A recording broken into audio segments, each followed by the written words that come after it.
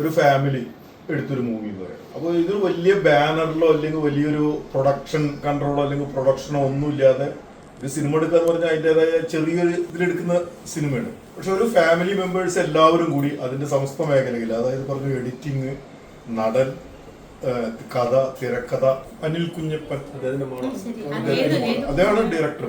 അപ്പൊ അതെനിക്ക് ഭയങ്കര രസകരമായിട്ട് തോന്നി. ഒരു കുടുംബം മുഴുവൻ ഒരുമിച്ചൊരു സിനിമയ്ക്ക് വേണ്ടിയിട്ട് ഇറങ്ങുക, എന്നിട്ടൊരു സിനിമ. അപ്പൊ ആ സിനിമയോടുള്ള പാഷനാണ് അതിൽ കണ്ടത്. നല്ല രസമായിട്ട് തോന്നി എനിക്ക്. കാരണം ഒരു നമ്മൾ ഇങ്ങനെയുള്ള അങ്ങോട്ട് സിനിമകൾ കുറെ വന്നിട്ടുണ്ട്.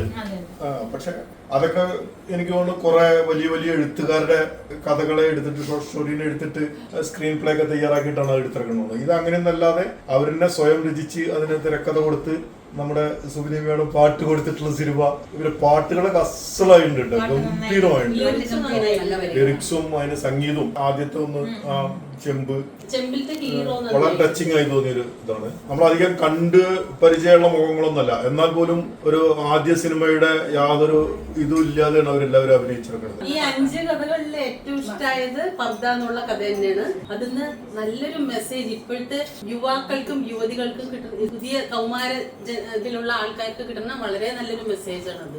ആ സിനിമയാണ് ഞങ്ങൾക്ക് ഏറ്റവും ഇഷ്ടപ്പെട്ടത്. പിന്നെ അതിൽ അമ്മയുടെ ആ വികാരം, മകൾക്ക് അമ്മയോട് തോന്നുന്ന വികാരവും അമ്മയ്ക്ക് മകളുടെ ആ ഭാവത്തിൽ നിന്നുണ്ടാവുന്ന ആ ഒരു, അത് വളരെ നന്നായിട്ട് സുബിനി ചെയ്തിട്ടുണ്ട്. അതിലെല്ലാവരും നന്നായിട്ട് അഭിനയിച്ചിട്ടുണ്ട്. വലിയ ഓപ്പൺ ആയിട്ടൊന്നും കാണിക്കുന്നില്ല അതില്. അത് രസകരമായി, വളരെ രസകരമായിട്ട് തോന്നിയത്. ഈ കുട്ടി ചെല്ലുന്നത് ഒരു ട്രാപ്പിലേക്കാണ് എന്നും അതൊരു നെഗറ്റീവ് ക്യാരക്ടർ ആണ് എന്നുള്ളതും വളരെ സിമ്പിൾ ആയിട്ട് ഒരു ഒരൊറ്റ ഷോട്ടിലാണ് അത് കാണിച്ചത്.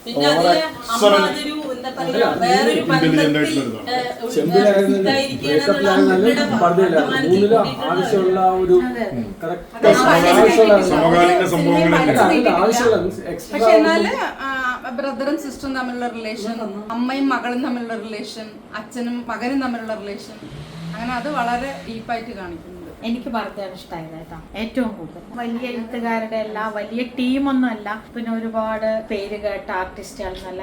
അതിന്റെ എല്ലാം പരിമിതികളുണ്ട്, അതിന്റെ ഒക്കെ ഒരു പുതുമയുണ്ട്, രണ്ടും ഉണ്ട്. പക്ഷെ പർദ്ദയ്ക്ക് എന്താന്ന് വെച്ചാൽ ഒന്നും കൂടുതലായിട്ട് സംസാരിക്കുന്നില്ല എന്നുള്ളതാണ് പർദ്ദ. ഒരു പെൺകുട്ടിയുടെ 3 ആൺകുട്ടികൾ ഒന്നിച്ചിരുന്ന് ചാറ്റ് ചെയ്യാന്ന് പറയുന്നതിൽ കൂടെ ജസ്റ്റ് പിന്നേ കാണിക്കുന്നുള്ളൂ, അവരുടെ ഫേസ് പോലും ഇല്ല. പക്ഷെ ഇത്ര വലിയ ട്രാപ്പാണ് ആ ഒരുക്കിയിരിക്കുന്നത് എന്നുള്ളത് ഇതിനെ വേണമെങ്കിൽ നമുക്ക് ഒരുപാട് നീട്ടിപ്പരത്തിയൊക്കെ പറയാം. എന്തായാലും ആ കുട്ടി പോണത് ഒരു വലിയ ട്രാപ്പിലേക്ക് തന്നെയാണ്, വേറൊന്നല്ലേ.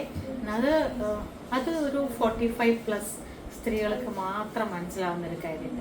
ഒറ്റയ്ക്കാണ് അമ്മ എന്നുള്ളത് നമുക്ക് പറയാതെ തന്നെ അറിയണ്ട. ആ വീട്ടിൽ അച്ഛൻ എന്ന് പറഞ്ഞിട്ടൊരു സാന്നിധ്യം അവിടെ കാണുന്നില്ല. അപ്പോൾ ഒറ്റയ്ക്കുള്ള അമ്മയുടെ ഡ്യൂട്ടി എന്താന്ന് വെച്ചാൽ മക്കളെയൊക്കെ അങ്ങ് നോക്കുക, മക്കൾക്ക് വേണ്ടതൊക്കെ ഉണ്ടാക്കി കൊടുക്കുക, മക്കളുടെ സ്വപ്നങ്ങൾക്ക് അവരുടെ പിന്നാലെ ഓടുക, അത് പിടിച്ചു കൊടുക്കുക. ഇതന്നെയാണ് അമ്മയുടെ ഡ്യൂട്ടി. ഇതാണ് അമ്മ എന്നുള്ള ഒരു, നമ്മളുടെ എല്ലാ കഥയാണെങ്കിലും സിനിമയാണെങ്കിലും മൊത്തം അമ്മയ്ക്ക് ഇഷ്ടപ്പെട്ട ഒരാള് പാടില്ല അവിടെ. അല്ല, മോൾക്ക് ഇഷ്ടമില്ലാത്തൊരു കാര്യം അമ്മ ചെയ്യില്ല എന്നൊരു വാക്കും കൂടി പക്ഷെ ഒരു കളക്ടർ ആവാൻ പഠിക്കുക പറഞ്ഞിട്ടൊരു സംഭവം ഇല്ല, നമുക്കറിയാം.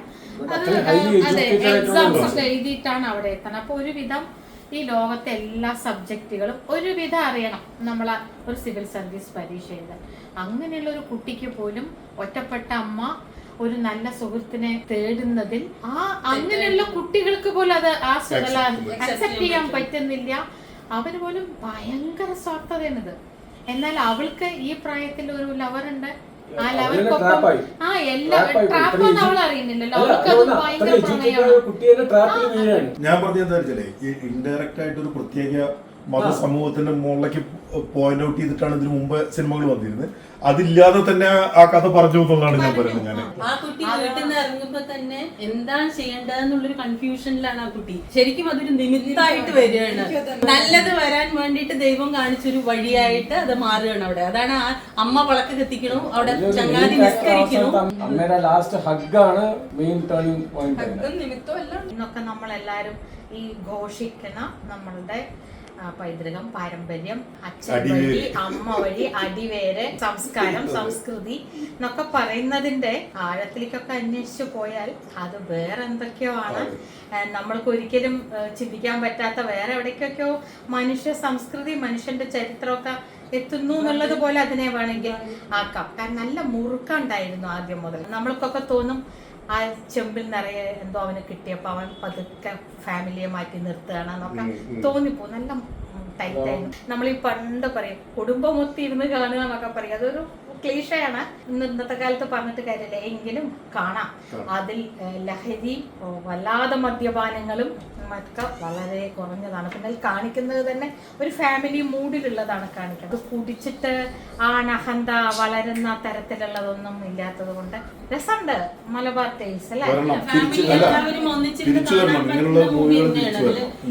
അതായത് വയലൻസോ ഇന്നത്തെ കാലത്ത് തിയേറ്റർ കിട്ടാൻ മാത്രം നല്ല കഷ്ടം. OTT പ്ലാറ്റ്ഫോം കിട്ടാനും നല്ല ബുദ്ധിമുട്ടുണ്ട്. OTT കിട്ടാനും നല്ല പഴയ കൊറോണ കാലത്ത് എന്ത് സിനിമ എടുത്താലും OTT-യിൽ വന്നു എന്ന് പറയണ പോലെ ഇത് കിട്ടിയത് സത്യത്തിൽ ആ സിനിമയ്ക്ക് ഭയങ്കര ബൂസ്റ്ററാണ് അത്. അല്ല, ഇന്നത്തെ കാലത്ത് തിയേറ്ററിൽ വന്ന് ആരും ശ്രദ്ധിക്കാതെ പോണ പല സിനിമകളും OTT-ൽ ഗംഭീര വിജയമാണ്. ഇൻഡിവിജ്വൽ പെർഫോമൻസസ് വളരെ നന്നായി അല്ലേ ഓരോരുത്തരും. ചെമ്പിലെ നായകൻ, അയാളുടെ ഭാര്യ, ബ്രേക്കപ്പിലെ നായകൻ, അനീതിയായിട്ട് അഭിനയിച്ചതും പിന്നെ സനയായിട്ട് അഭിനയിച്ച അനുപ്രിയ, അങ്ങനെ ഓരോരുത്തരും നമ്മുടെ മനസ്സിൽ നിൽക്കുന്ന കുറെ മുഖങ്ങളുണ്ട് അതിനകത്ത്. ലാസ്റ്റ് എപ്പിസോഡിലേക്ക് വന്നല്ല കുഞ്ഞുങ്ങൾ പോലും, അതുപോലെ ശതാഭിഷേകത്തിലെ കുട്ടി, അങ്ങനെ കുറെ കുട്ടി ആക്ടേഴ്സ് അവരുടെ ആദ്യത്തെ സിനിമയായിരിക്കാം, പക്ഷെ അങ്ങനത്തെ ഒരു പതർച്ചയില്ലാതെ വളരെ ഭംഗിയായിട്ട് അവർ ചെയ്തിട്ടുണ്ട്.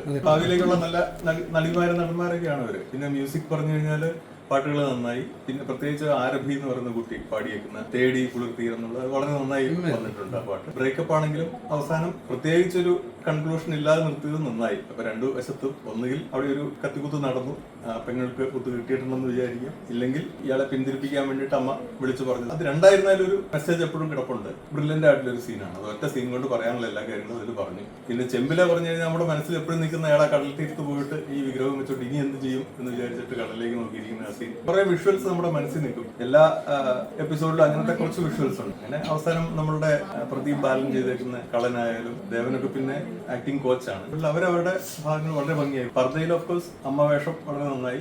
മിതത്വം ഉണ്ടായി. ഒട്ടും അങ്ങോട്ടും ഇല്ല ഒട്ടും ഇങ്ങോട്ടും ഇല്ല, വേണ്ടത് മാത്രം. കുട്ടികളും അതുപോലെ തന്നെ മകളായിട്ട് അഭിനയിച്ചു കൂട്ടി. അതുപോലെ അനുപ്രിയാണ്. ചെമ്പ് പ്രത്യേകിച്ചും എല്ലാവരും ഓർത്തിരിക്കും. ഡോക്ടർ റെജി തോമസ്, കഴിഞ്ഞ വർഷത്തെ കേരള സാഹിത്യ അക്കാദമി ട്രാവലോഗിന് വിന്നറായിട്ടുള്ള ശ്രീമതി നന്ദിനി മേനോൻ, ശ്രീ മനോജ്, ശ്രീമതി അപ്സര മനോജ്.